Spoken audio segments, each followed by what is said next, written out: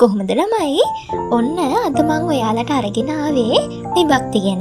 O level වලදී වගේම A level වලදී මේ විභක්ති කියන දේ ගොඩාක් වැදගත්.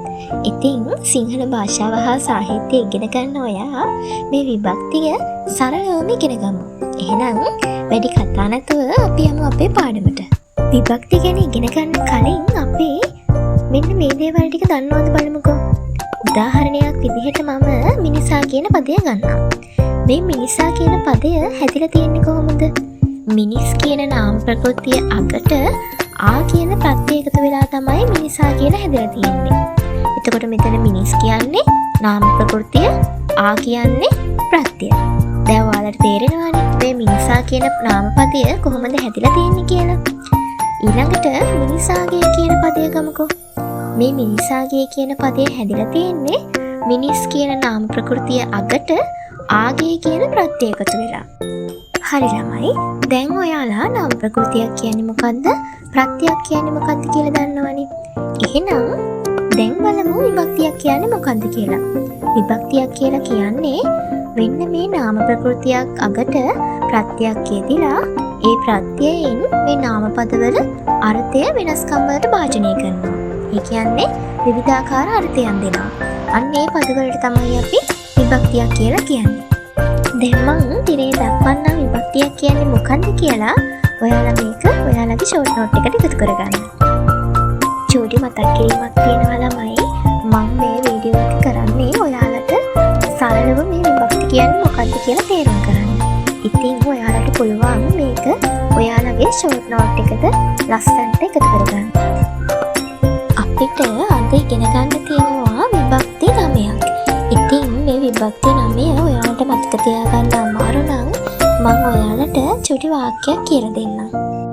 පද්මගේ කර්මෙට කචුරුණාට කැමතිව සමරගේ අතින් සමුගෙන ආසාවෙන් නාල කරයි. ඉතින් ඕක තමයි මම විභක්ති 9 ඔයාලට සරලව මතක තියාගන්න හදපු වාක්‍යය. අපි දැන් බලමු කොහොමද මේකේ විභක්ති 9 මතක තියාගන්නේ කියලා. පද්ම කියලා කියන්නේ ප්‍රථමා විභක්තිය. කර්මෙට කියලා කියන්නේ කර්ම විභක්තිය. කචුරුණාට කියලා කියන්නේ කචුරු විභක්තිය. කැමතිව කියලා කියන්නේ කරණ විභක්තිය. සමරගේ කියලා කියන්නේ සම්ප්‍රදාන විභක්තිය. අතින් කියලා කියන්නේ අවදි විභක්තිය. සමුගෙන කියලා කියන්නේ සම්බන්ධ විභක්තිය. ආසාවෙන් කියන්නේ ආධාර විභක්තිය. ආල කරයි කියලා කියන්නේ ආලපන විභක්තිය. දැන් අපි විභක්ති 9 ගැන සාකච්ඡා කරමු. පළවෙනි විභක්තිය තමයි ප්‍රථමා විභක්තිය. මේ ප්‍රථමා විභක්තිය ගැන කියනකොට මේකෙදී හැම වෙලේම වාක්‍යයක උත්පත්තිය තමයි ප්‍රථමා විභක්තිය වෙන්නේ. ඉතින් දැන් ඔයාලට තිරේ දක්වනවා මේ ප්‍රථමා විභක්තියට උදාහරණ. මේක අපිට තියෙන ලේසිම විභක්තියක්. ප්‍රථමා විභක්තිය කියන්නේ වාක්‍යයක උත්පත්තිය නිසා අපි උක්තානුක්ත ભેදය දැනගෙන ඉන්නවා නම් මේක අනිවාර්යයෙන්ම අපිට හොයාගන්න පුළුවන්. ඒ වගේම මම ඔයාලට කලින් කිව්වනේ නාම ප්‍රකෘතියක් අගට සුවිශේෂී ප්‍රත්‍යක් එකතු වෙලා තමයි මේ විභක්තිය හැදෙන්නේ කියලා. ඉතින් මේ වගේ ප්‍රථමා විභක්ති ප්‍රත්‍යක් තියෙනවා. මම ඔයාලට දැන් තිරේ දක්වන්නම් ඒ ප්‍රථමා විභක්ති ප්‍රත්‍ය ටික.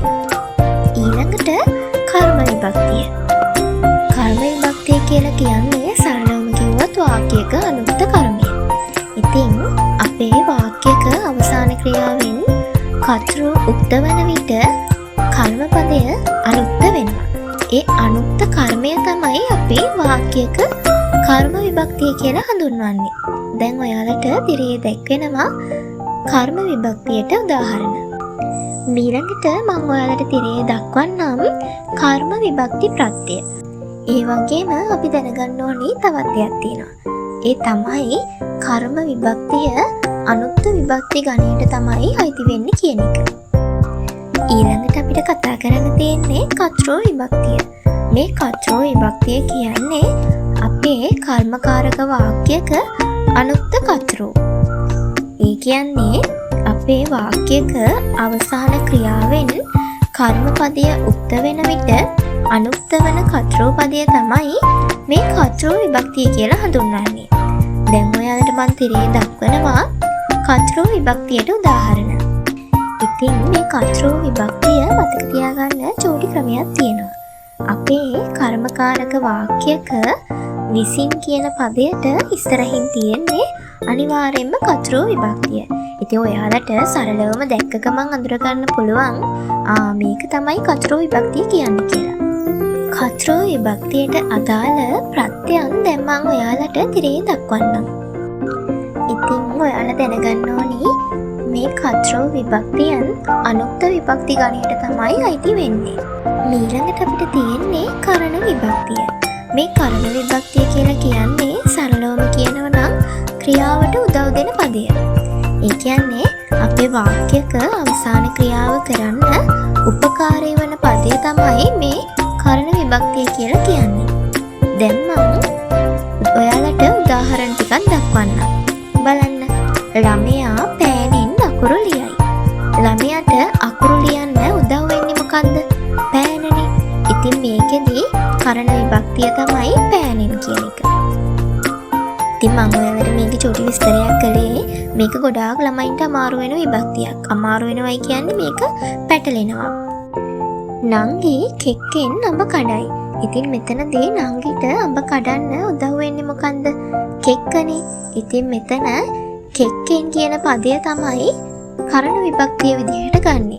ඔයාලා මෙතනදී අවසාන ක්‍රියාවත් එක්ක ප්‍රශ්න කරලා බලන්න ඕනි. මේ ක්‍රියාවට උදව් වෙලා තියෙන්නේ මොකද්ද කියලා. අන්න එහෙමයි අපි කරණ විභක්තිය අඳුරගන්නේ. දැන් ඔයාලට කරණ විභක්ති ප්‍රත්‍ය ටිකක් මන් තිරේ දක්වන්නම්. ඊළඟට අපිට තියෙන්නේ සම්ප්‍රදාන විභක්තිය. සරලවම කියනවා නම් සම්ප්‍රදාන විභක්තියක් කියන්නේ යම්කිසි ප්‍රදානයක් ලැබීමක් හිමිවීමක් හඟවන පද. ඒ කියන්නේ වාක්‍යයක යම්කිසි පදයකින් යමෙක් වෙත දීමක් ලැබීමක් ප්‍රදානයක් හිමිවීමක් හඟවනවා නම් ඒ පදවලට අපි කියන්නේ සම්ප්‍රදාන විභක්ති පද කියලා. ඉතින් මේවා අඳුරගන්න පුළුවන් ලේසි ක්‍රම තියෙනවා. අපේ පදයේ අගට ට අකුර තියෙනවා නම් අපිට පුළුවන් මේක සම්ප්‍රදාන විභක්ති ගණයට අයිති වෙනවයි කියන්න. හැම පදයක්ම බැහැ. අපි ඒක තේරුම් ගන්න ඕනි මේක අයිති වෙනවයි කියලා. ඒ වගේම සඳහා කියලා තියෙනවා නම් මේකත් සම්ප්‍රදාන විභක්ති ගණයට තමයි අයිති වෙන්නේ. අපි උදාහරණයක් බලමුකෝ. අක්කා පැලයට වතුර දමයි. එතකොට අක්කා වතුර දමන්නේ පැලයට. ට අකුර තියෙනවනේ මෙතන. ඉතින් අපිට මේකෙන් අඳුරගන්න පුළුවන් පැලයට කියන එකෙන් මේක සම්ප්‍රදාන විභක්ති ගණයට තමයි අයිති වෙන්නේ කියලා. දැන් මම ඔයාලට තිරේ දක්වනවා සම්ප්‍රදාන විභක්ති ප්‍රත්‍යයන්. ඉතින් බලන්න මෙතන ගොඩාක් දුරට ට අකුරෙන් තමයි අවසන් වෙලා තියෙන්නේ. ඉතින් ඒකයි මම ඔයාලට කලින් කිව්වේ අපි බොහෝ විට ට අකුරෙන් අඳුරගන්න පුළුවන් මේ සම්ප්‍රදාන විභක්තියද කියලා. ඊළඟට අපිට තියෙන්නේ අවදි විභක්තිය. අවදි විභක්තිය කියන එකේ සරල තේරුම ගත්තොත් එහෙම වෙන්වීමක්, ඉවත්වීමක්, සීමාවක් හඟවන පද. මෙතනදී මම ඔයාලට උදාහරණයක් ගන්නවා. මගියා බසයෙන් බසී. ඉතින් බලන්න මෙතනදී මගියා කොහෙන්ද බසින්නේ? බසයෙන්. ඒ කියන්නේ සීමාවක්, වෙන්වීමක් හඟවනවනේ. ඉතින් අපිට එතනින් තේරුම් ගන්න පුළුවන් මේක එන්නේ අවදි විභක්තියට කියලා. ඉතින් ළමයි මේක අනිවාර්යෙන්ම අවසාන ක්‍රියාවත් එක්ක ප්‍රශ්න කරන්න. වෙන්වීමක්, ඉවත්වීමක්, සීමාවක් හැඟවෙනවා නම් අනිවාර්යෙන් මේක අවදි විභක්තිය කියලා මතක තියාගන්න. මේක ගොඩක් ළමයින්ට පැටලෙන්නේ කරණ විභක්තියත් එක්ක. මං හරිනම් පහලින් කමෙන්ට් එකක් දාගෙන යන්න කියලා මතක් කරනවා. ඉතින් ඒක නිසා අනිවාර්යෙන්ම කරණ විභක්තිය කියන්නේ ක්‍රියාවට උදව් කරන පදයක්. අවදි විභක්තිය කියන්නේ වෙන්වීමක්, ඉවත්වීමක්, සීමාවක් හඟවන පදයක් කියලා මතක තියාගන්න.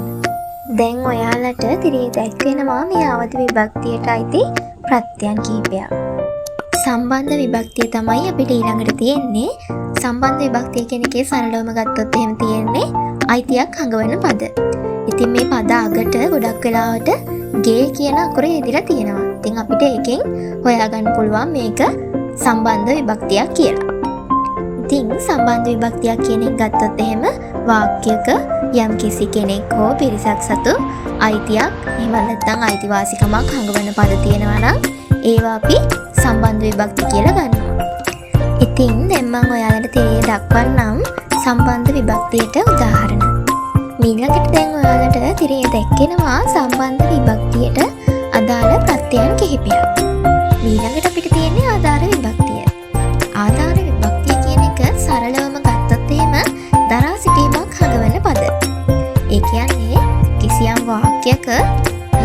පදයකින් යමක් දරා සිටීමක් හඟවනවා නම් ඒ පද අපි ආධාර විභක්තියට අයිති කියලා ගන්නවා. එතකොට මේ ආධාර විභක්තියත් හඳුනගන්න පුළුවන් ලේසි ක්‍රමයක් තියෙනවා.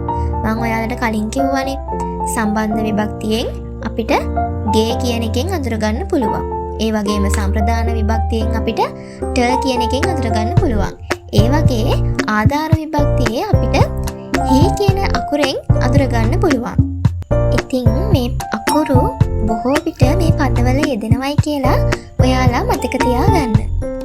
දැන් මම ඔයාලට උදාහරණයක් ගන්නම්. අක්කා පුටුවෙහි ඉඳගනි. ඉතින් බලන්න අක්කා මෙතන වාඩි වෙලා තියෙන්නේ පුටුවෙහිනේ. ඉතින් පුටු එහි කියන එක එකතු වෙලා තමයි මෙතන පුටුවෙහි වෙලා තියෙන්නේ. ඉතින් මෙතනදී මේක ආධාර විභක්තියක් විදිහට අපි ගන්නවා. දැන් ඔයාලට තිරේ දැක්කෙනවා මේ ආධාර විභක්තියට අදාළ ප්‍රත්‍යයන් කිහිපයක්. ඊළඟට අපිට තියෙන්නේ ආලපන විභක්තිය. සරලම විභක්තිය කිව්වොත් ආලපන විභක්තිය තමයි මතක් වෙන්නේ. ඉතින් ආලපන විභක්තිය කියලා කියන්නේ ආමන්ත්‍රණයක් හඟවන පද තියෙන විභක්තියට. ඒ කියන්නේ යම් කිසි වාක්‍යයක යම් පදයකින් ඇමතීමක් හඟවනවා නම් ඒ පද අපි ආලපන විභක්තියට අයිති කියලා හඳුන්වනවා. දැන් ඔයාලට තිරේ දැක්වෙනවා ආලපන විභක්තියට උදාහරණ. ඉතින් දැන් ඔයාලට තිරේ දැක්වෙනවා ආලපන විභක්ති ප්‍රත්‍යයන් කිහිපයක්.